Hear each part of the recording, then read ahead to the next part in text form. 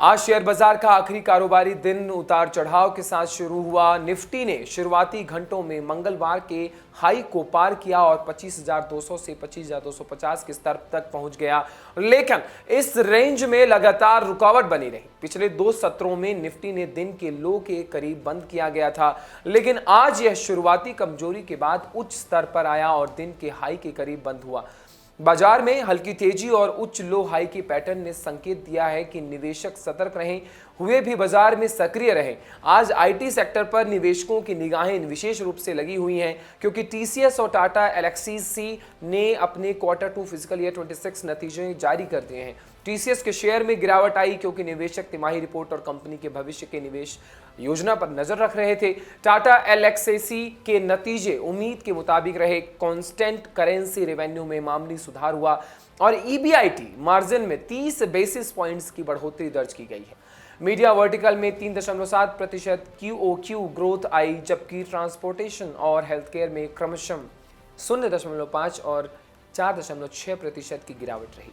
हालांकि एनालिस्ट ने ऊंचे वैल्यूएशन और मंद मांग को लेकर सतर्क रहने की सलाह दी है। जीएम ब्रेवरीज ने शुरुआती कारोबार से सबसे अधिक गिरावट दिखाई, 4% से अधिक नीचे आ गया। आज वी वर्क इंडिया की लिस्टिंग भी मार्केट का मुख्य फोकस रही।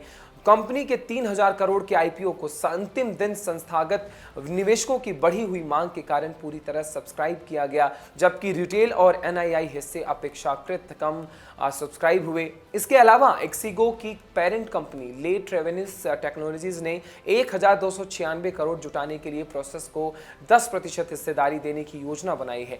इसी राशि का एक हिस्सा ऑर्गेनिक ग्रोथ और एजेंटिक एआई प्रोजेक्ट्स पर लगाए जाएंगे। प्रोसेस को बोर्ड में सीट मिलने की संभावना भी है। टीसीएस ने अपने भविष्य की रणनीति को लेकर भी अपडेट दिया है। कंपनी अगले 5 से 7 साल में 1 गीगावाट डेटा सेंटर बनाने के लिए 6 से 7 बिलियन डॉलर का निवेश करेगी।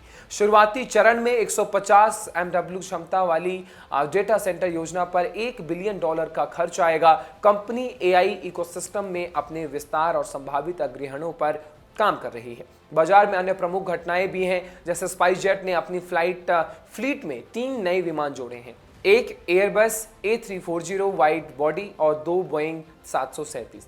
केपीआई ग्रीन एनर्जी को गुजरात एनर्जी रेगुलेटरी कमीशन से category A power trading licence मिल चुका है। कुल मिलाकर निवेशकों ने स्टॉक रिकमेंडेशंस पर भी ध्यान दिया। बोनेंजा पोर्टफोलियो के मुकेश टक्कर ने CG power, IDFC first bank, Kotak Mahindra bank और एनएमडीसी से खरीदारी की सलाह दी है। कोटक सिक्योरिटीज ने श्रीकांत चौहान ने जीएमडीसी और पीएनबी में शॉर्ट टर्म निवेश सुझाया। कॉमोडिटी मार्केट में कोटक एएमसी ने सिल्वर ईटीएफ में नए निवेशों पर रोक लगा दी है। प्रबंध निदेशक नीलेश शाह ने कहा कि भौतिक चांदी की कमी के कारण ईटीएफ में प्रीमियम बढ़ गया है। विशेषज्ञ लाइन एल्टन ने कहा कि सोना अगले 5 सालों में लंबी अवधि का अच्छा निवेश रहेगा, जबकि सिल्वर में निकट भविष्य में ओवरबॉइंग का जोखिम है और हाल ही की तेजी में प्रॉफिट टेकिंग या पोर्टफोलियो रीबैलेंसिंग भी हो रही है। एक दुखद खबर भी है। टीटी के प्रेस्टीज के संस्थापक टीटी जगन्नाथ का निधन हो गया। वे कुकर पायनियर के नाम से मशहूर थे और 5 दशकों तक कंपनी के बोर्ड में सक्रिय योगदान देते रहे। सप्ताह के अंतिम कारोबारी दिन बाजार में निफ्टी 25,200 के आसपास मजबूती दिखा रहा है। निवेशक Q2 नतीजों से नई लिस्टिंग और आईटी सेक्टर की संभावनाओं पर नजर बनाए हुए हैं। टीसीएस और टाटा एल्क्सी जैसे बड़े आईटी शेयरों की चाल आज की मार्केट दिशा तय करेगी, जबकि सिल्वर और सोने में रुझान लंबी अवधि के निवेशकों को आकर्षित कर रहे हैं। कुल मिलाकर बाजार ने हल्की रिकवरी के साथ सप्ताह को समापन किया, लेकिन निवेशक सतर्क बने हुए हैं और अगले कारोबारी सत्रों में बदलाव की संभावना देखते हुए कदम उठा रहे हैं।